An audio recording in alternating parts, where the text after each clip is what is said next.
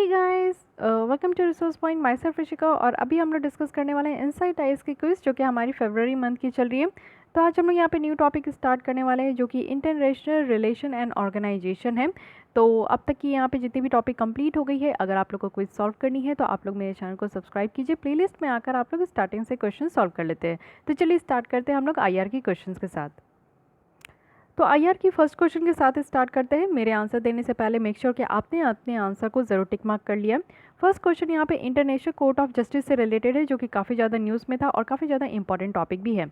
Correct आपको statement बतानी है। फर्स्ट है कि आईसीजे जो है ये एक प्रिंसिपल जुडिशियल बॉडी है यूनाइटेड नेशन की। सेकंड है कि इंटरनेशनल कोर्ट ऑफ जस्टिस, इसमें 15 जजेस होते हैं और जो कि इलेक्ट किए जाते हैं 5 ईयर्स टर्म्स ऑफ ऑफिस होते हैं इनके। और इनको जो इलेक्ट किया जाता है वो यूनाइटेड नेशन जनरल असेंबली और सिक्योरिटी काउंसिल के द्वारा किया जाता है। थर्ड है कि यहाँ पे जजेस जो है ना वो यहाँ पे री इलेक्शन के लिए एलिजिबल नहीं होते हैं। So which of the following statements are correct? First and second, first only, first and third, first second third. So यहाँ से आपको पता चल गया कि फर्स्ट स्टेटमेंट तो एब्सोल्युटली करेक्ट है, नो डाउट कि ये यूनाइटेड नेशन की ही एक प्रिंसिपल जुडिशियल बॉडी है। सेकंड स्टेटमेंट में आप लोग देख सकते हो कि यहाँ तक तो सही है कि 15 जजेस यहाँ पे आपकी कंपोज होती है, लेकिन हाँ 5 ईयर्स के लिए नहीं होती है, 9 ईयर्स के लिए होती है। और जजेस जो है वो यहाँ पे री इलेक्ट होते हैं। So second and third statements are correct, first statement is only correct, so the correct option is B. Okay, ICJ के बारे में कुछ देख लीजिए। यहाँ पे इस्टेब्लिशमेंट 1946 में हुआ था। ये जो पहले permanent court of international justice थे उसको यहाँ पे रिप्लेस करके इंटरनेशनल कोर्ट ऑफ जस्टिस लाया गया था। और ये ऑपरेट जो किया जाता है इनके प्रेडिसेसर के स्टैट्यू में किया जाता है, जो कि आपका यूनाइटेड नेशन चार्टर में भी इंक्लूड है। इनका 2 मेन प्राइमरी फंक्शन है। फंक्शन भी आपसे पूछा जा सकता है। पहला है कि जो भी डिस्प्यूट है, लीगल डिस्प्यूट है, उसको सेटल करना है, जो कि यहाँ पे स्टेट के द्वारा सबमिट किया जाता है। और सेकंड है कि यहाँ पे एक एडवाइजरी बोर्ड है, यानी कि ये एक एडवाइजरी बोर्ड जैसा काम करती है। वो भी इशू जो कि यहाँ पे ऑथराइज्ड इंटरनेशनल ऑर्गेनाइजेशन के द्वारा सबमिट किया जाता है।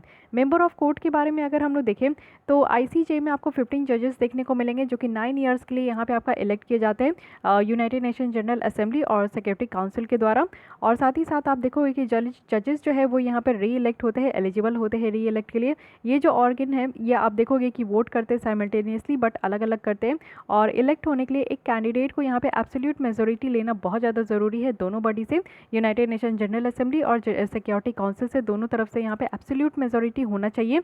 और यहाँ पे मेजर ऑफ कंटिन्यूटी देखें तो 1/3 ऑफ द कोर्ट जो है ना वो हर एक 3 साल में यहाँ पे इलेक्ट होते हैं। तो ईच एंड एवरी पॉइंट इस क्वेश्चन की काफ़ी ज़्यादा, इस टॉपिक की काफ़ी ज़्यादा इंपॉर्टेंट है, तो ध्यान रखिएगा। Coming to the next question, ये आपका करंट से है। ये आपको बताने हैं कि कौन कौन सी यहाँ पे जो आपकी ग्रुप है वो किस किस कंट्री से बिलोंग करते हैं। हजबुल्ला है ये लेबनान, हूतीज़ है ये आपके यमन से, बोको हरम नाइजीरिया, एंड अल शबाब ये आपका सोमालिया। तो आपको बताना है कि कौन कौन से यहाँ पे करेक्टली मैच्ड है। First second third fourth, first third fourth, first second third fourth. So यहाँ पे अगर मैं बात करूँ तो हजबुल्ला बिल्कुल सही है, लेबनान से ही ये बिलोंग करते हैं। हौतीज़ आप लोगों को पता है एक कम्युनिटी है जो कि यमन में है। बोको हरम भी नाइजीरिया का है और अल शबाब भी यहाँ पे आपका सोमालिया का है। So all of the above statements are correct, so the correct option is D. Coming to the third question, यहाँ पे आपको बताना है कि ऑपरेशन कुछ कुछ दी गई है और किस किस कंट्रीज़ के साथ यहाँ पे ये ऑपरेशन असिस्ट किया गया है, ये आपको बताना है। फर्स्ट है कि ऑपरेशन वैनिला ये मडागास्कर में है, ऑपरेशन समुद्र मैत्री इंडोनेशिया, एंड ऑपरेशन मैत्री ये बांग्लादेश। तो आपको बताना है कि कौन कौन से यहाँ पे करेक्ट है। First and third, second only, first and second, second and third. तो इस तरीके का ऑपरेशन आपको याद रखना चाहिए, क्योंकि हमारे इंडिया के द्वारा चलाया जाता है किसी किसी कंट्रीज़ में जहाँ पे भी किसी भी तरीके का प्रॉब्लम होता है। तो यहाँ पे आपको करेक्ट बताना है कि कौन सा है। ऑपरेशन वैनिला की बात करूँ तो ये बिल्कुल सही है, मडागास्कर सी वाले जो एरिया है वहाँ पे ये गया था। उसके बाद ऑपरेशन समुद्र मैत्री बिल्कुल सही है, इंडोनेशिया में, जो कि वहाँ पे आपका वोल्केनो अर्थक्वेक और सुनामी आ गया था, उसमें आपको इंडोनेशिया के लोगों को बचाने के लिए आपका जो है असिस्टेंस प्रोवाइड करने के लिए।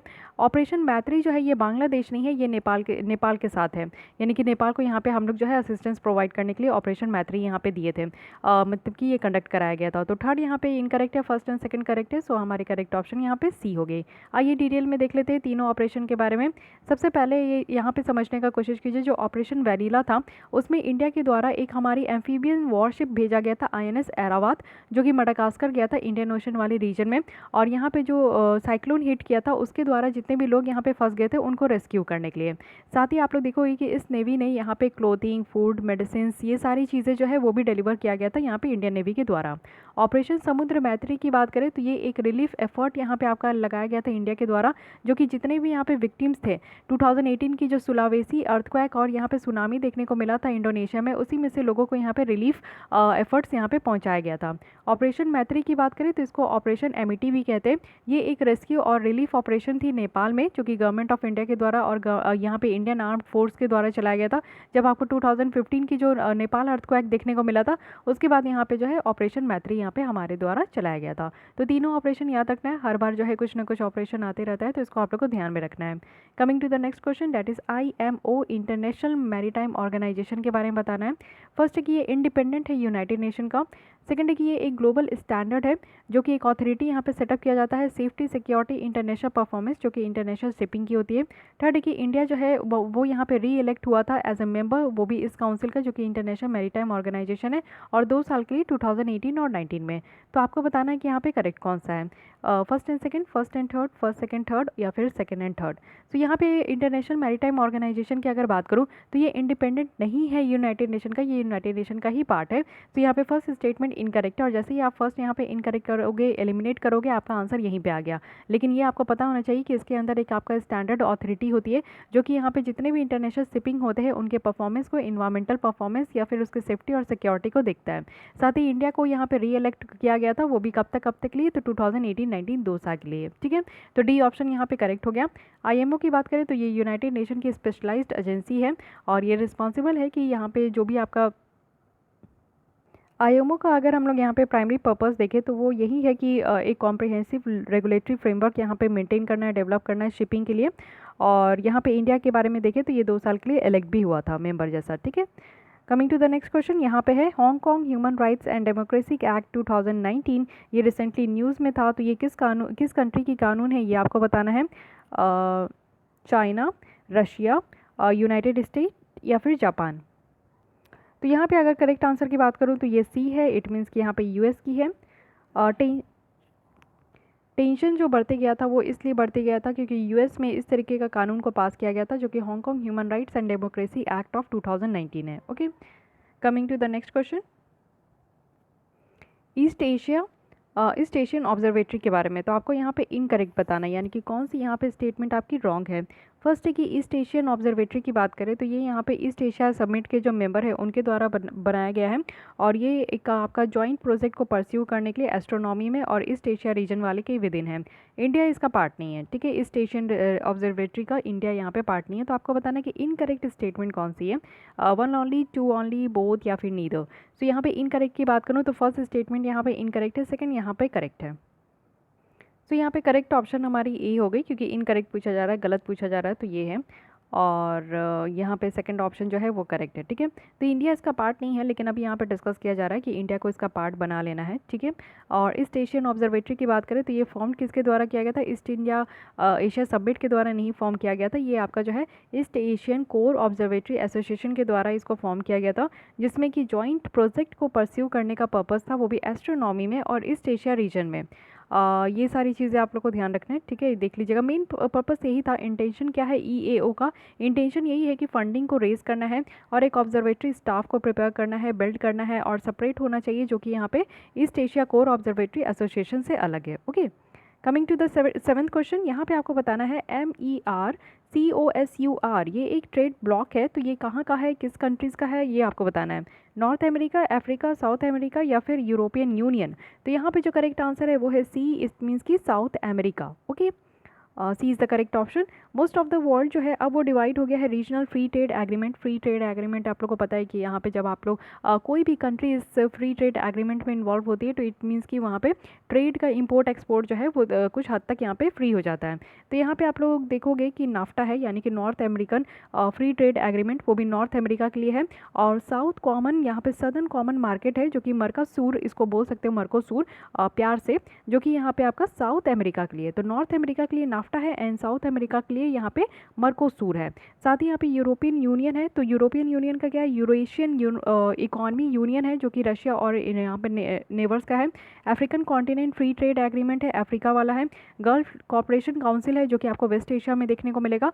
और ये सबसे ज़्यादा है जो है बिगेस्ट आप लोग को देखने को मिलेगा, वो कौन सा है, RCEP, क्योंकि RCEP में जो है इंडिया को भी इन्विटेशन मिला था कि फ्री ट्रेड एग्रीमेंट को ज्वाइन कर लेना, बट इंडिया ने बहुत ही प्यार से ना कह दिया है, क्योंकि अब हमारे डोमेस्टिक मार्केट को सेव करने के लिए, हमारे फार्मर्स की इनकम को सेव करने के लिए, फार्मर्स की स्थिति को सेव करने के लिए जो है इंडिया के द्वारा इसको ज्वाइन करने से मना कर दिया गया। तो इसलिए ऑल ओवर द कंट्री में, ऑल ओवर द कॉन्टिनेंट में किस किस तरीके का फ्री ट्रेड एग्रीमेंट आपका चलता है ये आपको पता होना चाहिए। ओके, एक बार और देख लीजिए, नॉर्थ अमेरिका में नाफ्टा है, साउथ अमेरिका में यहाँ पे मर्कोसूर है, यूरोपियन यूनियन जो आपका यूरोप का पूरा है 28 कंट्रीज़ है, उसके द्वारा यूरेशियन इकोनॉमिक यूनियन है। साथ ही साथ यहाँ पे आपका अफ्रीका के लिए क्या है, African continent free trade agreement है, और वेस्ट एशिया में आपका गल्फ कॉपरेशन काउंसिल है। तो इस तरीके से फ्री ट्रेड एग्रीमेंट जो है आपको कंट्रीज़ का पता होना चाहिए। Coming to the 8th question, ये भी बहुत इंटरेस्टिंग है, ये है येलो प्रोक्लेमेशन। तो ये किससे रिलेटेड है? प्रोटेक्ट करना लिंग्विस्टिक डाइवर्सिटी का, या फिर प्रोटेक्ट करना हमारे यहाँ के लोगों का, या फिर प्रोटेक्ट करना इंटेलेक्चुअल प्रॉपर्टी, या फिर प्रोटेक्ट करना LGBT कम्युनिटी का। तो यहाँ पे करेक्ट आंसर हमारे ए है, यानी कि प्रोटेक्शन देना है लिंग्विस्टिक डाइवर्सिटी का।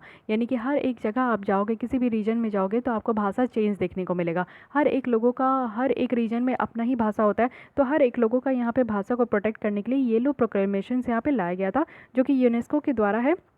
और जो people of China people Republic of China जो है 2018 में उनके द्वारा ये कहा गया था, जो प्रोटेक्शन है और जो लिंग्विस्टिक डाइवर्सिटी का जो प्रमोशन है ना, वो हमारे सोशल इंक्लूजन और पार्टनरशिप को इम्प्रूव करने में हेल्प करेगा। साथ ही साथ जो जेंडर और सोशल इक्वालिटी है उसको कम किया जाएगा, वो भी डिफरेंट नेटिव स्पीकर में। और यहाँ पे राइट जो है नेटिव स्पीकर का, उनको यहाँ पे गारंटी किया जाएगा। अपने जो इंडिजिनियस लैंग्वेज है वो यहाँ पे सेव रह पाएगा, साथ ही जो नॉन ऑफिशियल लैंग्वेज है वो भी सेव हो पाएगा। तो ये सारी बातें जो है यूएस के द्वारा कहा गया था, सॉरी चाइना के द्वारा कहा गया था। तो अब आते हैं 9th क्वेश्चन में, ये है WTO के एपलेट बॉडी के बारे में। फर्स्ट स्टेटमेंट है कि जो WTO का एपलेट बॉडी है ये एक सुप्रीम कोर्ट है इंटरनेशनल ट्रेड का, ये ऐसा काम करते हैं। सेकंड है कि ये एक स्टैंडिंग बॉडी है 7 पर्सन का, जो कि यहाँ पे सुनते हैं, यानी कि रिपोर्ट्स के द्वारा कोई अपील किया जाता है तो वो सुनते हैं, और ये इशू किया जाता है कोई भी पैनल, जो कि डिस्प्यूट के द्वारा यहाँ पे कोई भी पैनल लाया जाता है तो उनकी बातों को 7 मेंबर जो है वो सुनते हैं। थर्ड है कि एपलेट बॉडी जो है वो यहाँ पे अपहोल्ड करते हैं, मॉडिफाई करते हैं, और जो लीगल फाइंडिंग है उसको रिवर्स भी करते हैं, और जो यहाँ पे पैनल का कंक्लूजन है उसको भी देखते हैं। फोर्थ है कि जो सैंक्शन है वो यहाँ पे इम्पोज नहीं होता है इनके मेंबर्स में, यानी कि WTO के मेंबर में। अगर वो यहाँ पे WTO के जो एपलेट बॉडी की जो रूलिंग है अगर उसको कंप्लाई करने में वो फेल हो गए तो उनके ऊपर सैंक्शन अप्लाई नहीं होता है। तो आपको बताना कि करेक्ट कौन सा है। 4 स्टेटमेंट है, आपको यहाँ पे करेक्ट बतानी है। First third fourth, second third fourth, first second third और फर्स्ट सेकंड थर्ड फोर्थ। तो इसके बारे में आप लोग बताइए। सबसे पहले अगर आप लोग कुछ भी नहीं जानते हो तो फोर्थ क्वेश्चन में ज़रूर यहाँ पे फोर्थ ऑप्शन में आप लोग यहाँ पे दिमाग लगा सकते हो कि जैसे कोई भी एपलेट बॉडी है उनके द्वारा कुछ रूलिंग दिया जा रहा है, उनका रूल्स रेगुलेशंस है, तो ऑब्वियस है कि उनके जो मेंबर होंगे उनको फॉलो करना है। चलिए लीगली बाइंडिंग नहीं है लेकिन फॉलो तो करेंगे ही ना। अगर वो फॉलो नहीं करेंगे तो उनके ऊपर कोई ना कोई जो है सैंक्शन इम्पोज हो गई। तो यहाँ पे लिखा जा रहा है कि सैंक्शन इम्पोज ही नहीं हो रहा है, तो फिर इस तरीके का एपलेट बॉडी का मतलब क्या होता है। यहाँ पे कहा जा रहा है कि एपलेट बॉडी जो है उसमें 7 मेंबर होते हैं, जो कि किसी भी तरीके का डिस्प्यूट होता है उसको वो हियर करते हैं। तो अगर वो हियर करते हैं, वो सुनते हैं, तो कुछ यहाँ पे कुछ एडवाइस भी देते होंगे, तो उसको तो मानना भी चाहिए। तो यहाँ पे फोर्थ स्टेटमेंट थोड़ी इनकरेक्ट देखने को मिल रहा है, और जैसे ही आप 4 एलिमिनेट करोगे आप यहाँ पे आंसर तक पहुँच जाओगे, जो कि यहाँ पे सी है। All of the above statements are correct except 4। Okay, global trade dispute आप देखोगे काफ़ी ज़्यादा कॉम्प्लेक्स होते जा रहा है, ये डिफ़िकल्ट होते जा रहा है इसको रिजॉल्व करना। US का और आप लोग ईरान का देख सकते हो, ये जो ट्रेड बढ़ते जा रहा था। तो इसी में आपका जो है एपलेट बॉडी है WTO का। WTO इट मीन्स कि ये आपका क्या है, वर्ल्ड ट्रेड ऑर्गेनाइजेशन है। पूरे इंटरनेशनल ट्रेड को ये कंट्रोल करते हैं, मॉनिटर करते हैं, रेगुलेट करते हैं। तो इसी के अंदर एक एपलेट बॉडी है। अगर आपका किसी भी तरीके का किसी और कंट्रीज़ के साथ कोई भी ट्रेड रिलेटेड डिस्प्यूट होता है तो वो उसको यहाँ पे सुना भी जाता है। इसके द्वारा जो है आपका एडजुडिकेशन भी दिया जाता है, फैसला वगैरह भी दिया जाता है। कमिंग टू द 10th क्वेश्चन, WTO की जो एपलेट बॉडी है ये किस किस केस को सुनते हैं। बहुत ही अच्छी क्वेश्चन है, यहाँ पे आपका कंसेप्ट और ज़्यादा क्लियर होने वाला है कि कौन कौन सी केस यहाँ पे सुना जाता है। तो सबसे पहला है कि रिन्यूएबल एनर्जी की सब्सिडीज़, सेकंड है कि गैम्बलिंग, थर्ड है यहाँ पे countervailing and anti dumping measures, and fourth है जीरोइंग। तो यहाँ पे बताना है कि कौन सी करेक्ट है। First second third, first and third, second third fourth, first second third fourth. तो यहाँ पे करेक्ट की अगर बात करूँ तो सारी यहाँ पे बिल्कुल सही है। यही सारी यहाँ पे केसेस है जिसके बारे में WTO के एपलेट बॉडी यहाँ पे हियर करते हैं, जो कि यहाँ पे करेक्ट ऑप्शन डी हो गया। जो पैनल है और एपलेट बॉडी है वो यहाँ पे कुछ रूलिंग को इशू किए थे, जो कि ऑलमोस्ट 200 डिस्प्यूट है, जिसमें कि आपका banana, cotton, aircraft, beef, tuna trade, ये सारे चीज़ों के बारे में जो है। साथ ही साथ यहाँ पे सब्सिडी जो रिन्यूएबल एनर्जी पे दिया जाता है, गैम्बलिंग है, तो ये सारे केसेस जो है आपका इन्वॉल्व है। साथ ही केसेस आपका काउंटर वेलिंग और एंटी डंपिंग मेजर्स में भी दिया गया है। So what is the difference between countervailing and anti dumping. देखिए एंटी डंपिंग क्या होता है ना, कि जैसे चाइना वाले क्या करते हैं कि अपने कुछ भी माल है, जैसे मोबाइल फ़ोन छोड़िए, स्टील है, स्टील वो हमारे कंट्री में डंप कर रहे हैं, लेकिन वो इतने ज़्यादा सस्ते रेट में डंप कर रहे हैं कि हमारे यहाँ जो स्टील मिलता है ना डोमेस्टिक मार्केट में, जो हमारे यहाँ स्टील प्रोडक्शन होती है और उसकी जो एमआरपी है उससे भी कम रेट में वो यहाँ पे स्टील जो है हमारे कंट्री में डंप कर देते हैं। तो इसको रोकने के लिए इट मीन्स कि हम लोग अपने कंट्री के प्रोडक्शन और हम लोग अपने कंट्री की जो एमआरपी है, स्टील का जो एमआरपी है, उसको प्राइस को स्टेबलाइज करने के लिए और मार्केट को सही करने के लिए इस तरीके का जो सस्ते दाम में जानबूझकर जो है ज़्यादा से ज़्यादा सामान डंप किया जाता है, तो उसमें हम लोग एंटी डंपिंग ड्यूटीज़ लगाते हैं, जिससे क्या होता है कि उनके इंपोर्ट को हम लोग जो है रोक देते हैं, इंपोर्ट नहीं करते, उनके एक्सपोर्ट को हम लोग जो है अपने यहाँ इंपोर्ट नहीं करते। ऊपर से क्या है कि काउंटर वेलिंग ड्यूटी है, तो काउंटर वेलिंग ड्यूटी में क्या होता है ना कि पहले इंपोर्ट तो कर दिया जाता है, मतलब कि सरकार जो है उसको भेज तो देती है दूसरे कंट्री में, जैसे कि चाइना का ही ले लेते कि चाइना जो है अपने सामान को हमारे यहाँ कंट्री में भेज दे रहे हैं, लेकिन उन सामानों में ना वो सब्सिडीज़ भी दे रहे हैं वहाँ की सरकार, यानी कि चाइना की जो सरकार है वो अपने सामानों को यहाँ हमारे कंट्री में बेचने के लिए जो है सब्सिडीज़ भी अगर उसमें प्रोवाइड करे तो उसके ऊपर हम लोग काउंटर वेलिंग ड्यूटी लगाते हैं। दोनों तरीके से एक ही मतलब है कि काउंटर वेलिंग ड्यूटी और एंटी डंपिंग मेजर्स को लगाने का मतलब एक ही है कि हम लोग अपने कंट्री में जो डोमेस्टिक मार्केट है, हमारी जो प्रोडक्शन है, उसको हम लोग सेव करना चाहते हैं। ठीक है, तो ये सारी बातें हैं, इसको ध्यान में रखिएगा। तो आज के लिए बस इतने ही। 10 क्वेश्चन हम लोग यहाँ पे सॉल्व कर लिए। आउट ऑफ 10 आपको कितने मार्क्स आए मेरे साथ जरूर कमेंट बॉक्स में शेयर कीजिए, और अगर आपको ये लेसन हेल्पफुल होती है, अच्छी लगती है तो जरूर इसको लाइक कीजिएगा, अपने दोस्तों के साथ या सोशल नेटवर्किंग साइट्स में ज़रूर शेयर कीजिएगा। कल जो क्वेश्चन आई थी फ्री मेन टेस्ट सीरीज़ की, आई होप कि आप लोग ने उसका आंसर ज़रूर लिखा होगा। अभी देखिए कि 3 जो आपका यहाँ पे टेस्ट मिलने वाला है, तो ये एक फर्स्ट तो आपको मिल गया, 2 और ऐसे टेस्ट मिलेंगे जो कि फ्रीली अवेलेबल है। उसके बाद आप लोग ज्वाइन कर लीजिए मेरे चैनल को। अगर ज्वाइन नहीं कर पा रहे हैं तो आप लोग मुझे मेल कीजिए ऋषिका ch77@gmail.com, क्योंकि ऐसा है कि ज्वाइन बटन जब आप क्लिक करते हो ना तो सारे कार्ड को जो है यूट्यूब में पता नहीं ये क्यों है, जब ज्वाइन बटन दिया गया है तो सारे कार्ड उसमें जो है एक्सेप्ट होना चाहिए, लेकिन सारे टाइप्स के कार्ड वो एक्सेप्ट नहीं करते। ये एक तरीके का प्रॉब्लम और इशू मुझे भी देखने को मिला है। तो ये काफ़ी बच्चे आप लोग में भी से फेस कर रहे थे, तो काफ़ी ने मेल भी किया था, काफ़ी ने जो है मैसेज भी किया है, कमेंट भी किया है। तो उन सारे लोगों के लिए है जो कि यहाँ पे इशू फेस कर रहे हैं, अगर उनके कार्ड यहाँ पे एक्सेप्ट नहीं किया जा रहा है तो आप लोग मुझे इसमें मेल कीजिए, मैं कोई और तरीका आप लोगों को बताऊंगी, या फिर आप लोग खुद ही कोशिश कीजिए कि कुछ और कार्ड्स जो है उसके थ्रू आप लोग जो है अगर ज्वाइन कर सकते हो तो बेटर है, क्योंकि ज्वाइन मेंबर के लिए अलग से वीडियोस आ रहे हैं, तो उसमें आप लोग जो है वो आप लोग को अलग से लाभ मिलेगा, उसका अलग से फ़ायदा मिलेगा। लेकिन फिर भी अगर आप लोग के पास कोई भी स्कोप नहीं है अब ज्वाइन करने का, तो फिर मुझे लास्टली जो है आप लोग मेल कीजिएगा, ठीक है, तो मैं अल्टरनेटिव आप लोग के लिए यहाँ पे लेकर आऊँगी। अदरवाइज़ आप लोग खुद से ही कोशिश कीजिए, अगर आप लोग के कार्ड नहीं ले रहे हैं तो कुछ और कार्ड्स जो है उसके द्वारा जो है आप लोग अगर पेमेंट कर सकते हो तो कर लीजिए, क्योंकि वहाँ पे एक प्रॉब्लम है कि सारे कार्ड्स एक्सेप्टेबल नहीं होते, ये एक तरीके का प्रॉब्लम है, तो उसमें मैं भी कुछ नहीं कर सकती। बस ये इस तरीके के इस तरीके के इसी आप लोग जो है मुझे अगर कांटेक्ट करना चाहते हो पर्सनली तो इस तरीके के जीमेल में जो है आप लोग मुझे मेल करो, तो मैं आप लोगों को बताऊंगी कि फिर फर्दर क्या करना है नहीं करना है।